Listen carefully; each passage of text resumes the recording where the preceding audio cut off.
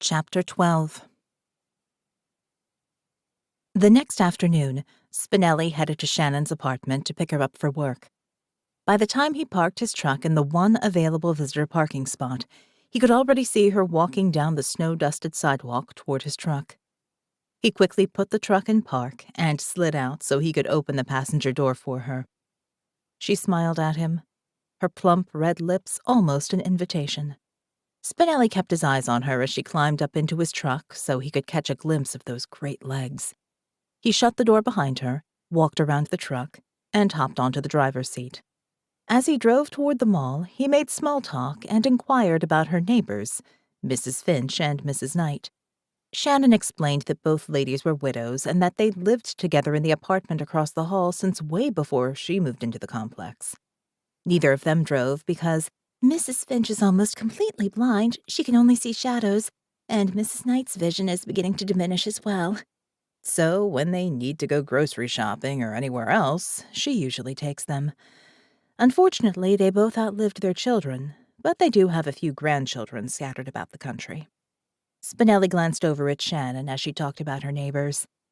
He'd never met anyone like her before.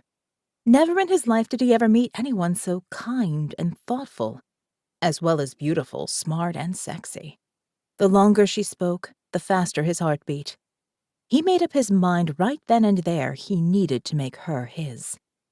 A Sunday, 2 weeks before Christmas, proved to be quite busy at the mall. So busy that Spinelli couldn't even find a parking spot.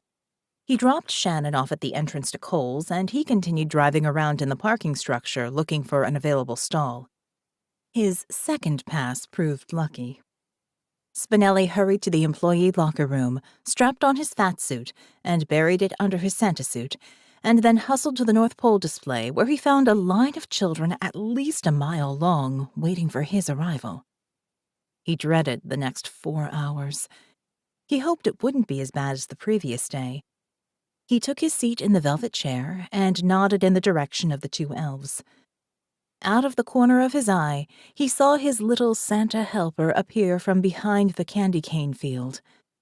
Just like the day before, the sight of her in her short little red dress sucked the air right out of his lungs, and no matter how hard he tried, he couldn't seem to fill them.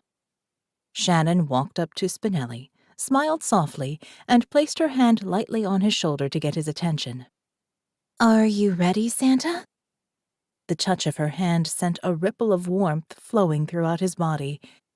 He worked hard to find a controlled voice. "Yes, I'm ready." Like the day before, she strolled over to the eager children and began moving them toward him. Spinelli glanced over the line. There were so many kids. Where did they all come from? A familiar face caught his attention. It was Lesha Washington. Her brother Darius stood next to her. The tall, dark-haired woman he'd met 2 days earlier at the foster home held baby Christina on her hip. A young boy he didn't recognize stood next to her. Was that her child or another foster child as well? Shannon plopped a little boy on Spinelli's lap. The enthusiastic little fellow rattled off his wish list before Santa even had a chance to ask for it. Children came and went. With each passing child, Spinelli felt a bit more comfortable in this new role. It wasn't so bad. All he really had to do to make the kids happy was let out an occasional mighty "ho, ho, ho," followed by a belly-jiggling laugh, and the kids did the rest. The Washington kids drew closer. They were laughing, all of them, even the foster mom. They seemed happy. Spinelli wondered if those kids had ever been truly happy in their short lives. If not, now maybe they stood a chance. The foster mom crouched down in front of Lesha. Lesha whispered something into her ear.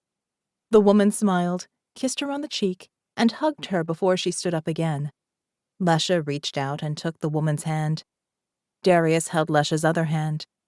They'd only been in foster care for a couple of days, yet something already seemed different about them. A few more kids passed by Spinelli.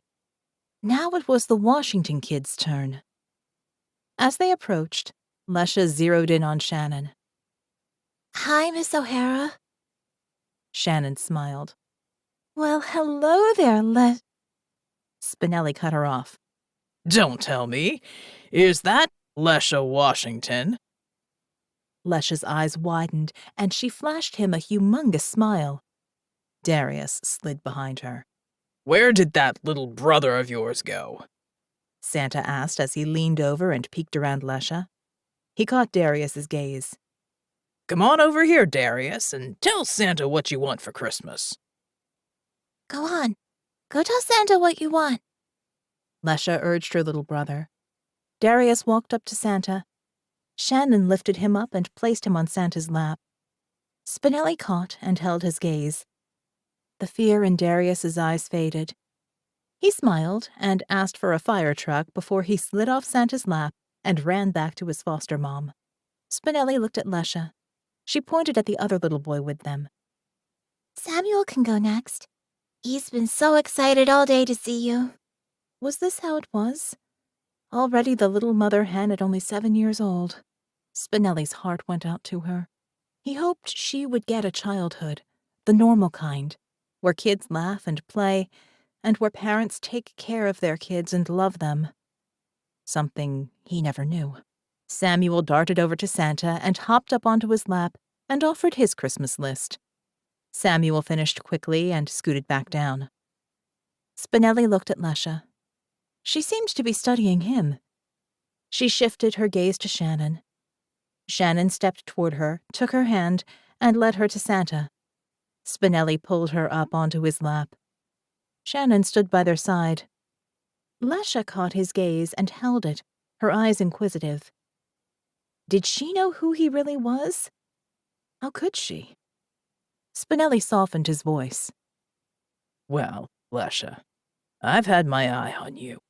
It seems you've had a pretty tough year, and through it all, you've been a very good girl. And you've kept an eye on your little brother and sister and took care of them. I'm very proud of you.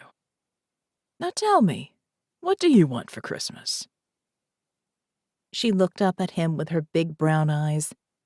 He decided in this instant that whatever this little girl wanted, she was going to get it. He'd run out tomorrow and buy it and make sure it made it under her tree on Christmas morning. Lesha brushed his hair back and whispered into his ear. A lump formed in his throat. He wasn't sure how to respond. He glanced at Shannon and caught her curious gaze. He'd tell her what Lesha asked for later. She'd need to know. He turned back to Lesha. I'll see what I can do, sweetheart. She kissed him on the cheek and slid off his lap. Spinelli stared after the foster family as they walked away. He'd give anything to make good on her Christmas wish. He knew how she felt. He'd been there himself in the past. 4 hours later, he wished for toothpicks to prop his eyelids open. He rose from his chair and sauntered toward the elves that stood by the display's Christmas tree as they ogled Shannon and made small talk with her. Spinelli's pure exhaustion did not prevent his jealous juices from finding their way to the surface. Lucas, the Greek's muscle man, nudged his way between Spinelli and Shannon, scowled at Spinelli, then grunted in the direction of the elves. You guys have 15 minutes. The elves' moods instantly turned somber, and they ended their conversation and headed toward the employee locker room. Spinelli and Shannon followed close behind. Shannon slipped into the ladies' locker room and Spinelli into the men's. He sat on the bench and began the difficult task of removing his black boots, considering the extreme gut roll of the fat suit he wore. He groaned during the maneuver, drawing the attention of the elves. What the hell is Muscle Man's problem? Cranky bastard. Spinelli asked the elves. The elves shifted their eyes from Spinelli to each other and looked as if urging each other to answer him. One of the elves shrugged his shoulders, but neither said a word. You know, I could use a little extra cash for the holidays. How do you get into this nightly poker game I keep hearing about? Spinelli continued. He kept his eyes fixed on both elves and waited for a reply. Without a word, the smaller of the two elves hung his elf suit on a hook in his locker, shut the door, and pinched the padlock shut with his trembling fingers. The larger of the two elves stowed his elf suit in his locker, locked it, and then turned to face Spinelli. I don't know what you're talking about. He motioned for his fellow elf to follow, and they left the locker room without looking back. Spinelli finished shrugging out of his Santa suit and stuffed it into his duffel bag. He left the locker room to find Shannon waiting outside the door.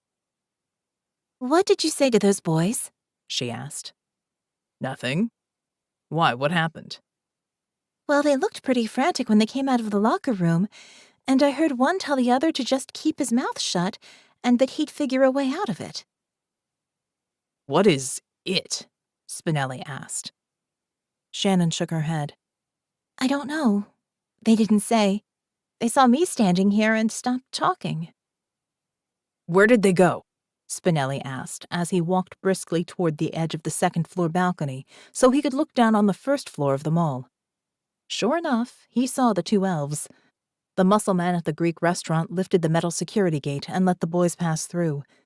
Spinelli quickly stepped back from the edge of the balcony to avoid being seen by the muscle, but when he did, he bumped into Shannon. He hit her so hard she started to fall backward. He reached out, grabbed her arm just above her elbow, and pulled her tightly to him to steady her. I'm sorry. Are you okay? Yes, I'm fine. Spinelli just stood there, staring down into her big emerald green eyes, tightly gripping her arm. He tried to pull his gaze from hers, but couldn't. He tried to free his hand from her arm, but couldn't. It felt paralyzed. He debated kissing her. She looked like she wanted to be kissed, but he couldn't dip his head. His mind willed his extremities to move, but they wouldn't. He never in his entire life felt so tightly wound as he did right now. He feared that the slightest move would cause him to unravel completely. You're still on my foot, Shannon whispered, knocking Spinelli out of his trance. What? My foot! You're standing on my foot! Spinelli took a step back. I'm sorry. It's okay. We better get going, Spinelli said as he turned and led her toward the parking ramp. Spinelli opened the truck door for Shannon. Before climbing in, she spun to face him. She fixed her warm, green-eyed gaze on him. She had the most beautiful eyes. I have to ask, what did Lesha whisper to you? Spinelli thought about Lesha's Christmas wish. His body quivered. Goosebumps lined his arms. He cleared his throat. She asked for a new mom and dad for her, and her brother and sister. Then maybe Darius wouldn't be scared and cry all the time. Spinelli paused. It was harder than he thought it would be to actually say the words. She asked for a mom like you, or the new foster mom. A mom that would love them and take care of them. His heartbeat quickened. Though it was only 30 degrees outside, his cheeks were on fire. His heart ached. Shannon placed her hand over her chest. Her eyes swam with tears. She lifted her hand to his cheek. Those poor kids. They deserve so much more. No child deserves to live that way. She held his gaze. The intensity of her stare frightened him. He knew, she knew. Somehow she'd found out about his childhood. Sweat beaded on his upper lip. His comfort level plummeted. He needed to end this conversation. He hit the remote start button on his key fob. The engine roared. Silence filled the vehicle during the drive back to Shannon's apartment. No matter how hard he tried, he couldn't clear his mind long enough to speak one sentence. When he wasn't thinking about Shannon, and the fact she knew his dirty little secret, thoughts of Lesha and her Christmas wish consumed him. He parked his truck, slid out, scooted over to the passenger side door, and opened it for Shannon. He walked her to the front door and watched as she keyed in the numeric passcode. The door buzzed, and Spinelli pushed it open and held it for her to pass through. He followed her to her apartment. No sooner did she place the key in the slot, the door to the apartment across the hall from hers opened, and Mrs. Finch stepped out. Good evening, dear. Hello, Mrs. Finch. How are you tonight? Shannon asked. Oh, I'm good. Good as it gets for a woman my age, Mrs. Finch replied, as her lips rose upward into a wide smile. She glanced over her shoulder. Sister, come quick. Shannon's home, and her hot-smelling friend from last night is here again. Spinelli caught Shannon's eye roll and was unable to refrain from smiling. Spinelli could hear the shuffle of Mrs. Knight's feet seconds before she surfaced in the doorway. She glanced up at them. Hello, Shannon. It's nice to see you again, Mr. Spinelli. Please forgive my sister. She's always been a little nosy and loose with her tongue. Mrs. Knight turned her attention to her sister. Come, sister, leave the kids be and let them get on with their evening. Shannon unlocked her apartment door and stepped through with Spinelli on her heels. He wanted in. He wanted to spend more time with her. Shannon spun around. Thank you for seeing me home. I appreciate it. Have a good night. Spinelli's mind raced.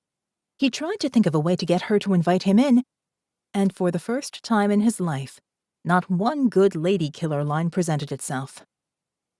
Blank. His mind came up blank. Good night, Shannon. I'll see you in the morning. Oh, I've got court in the morning, so I won't need you until after lunch. Okay, I'll come up to your office after lunch then. Shannon's apartment door clicked shut. Rejection. Really? Her rejection made him want her even more.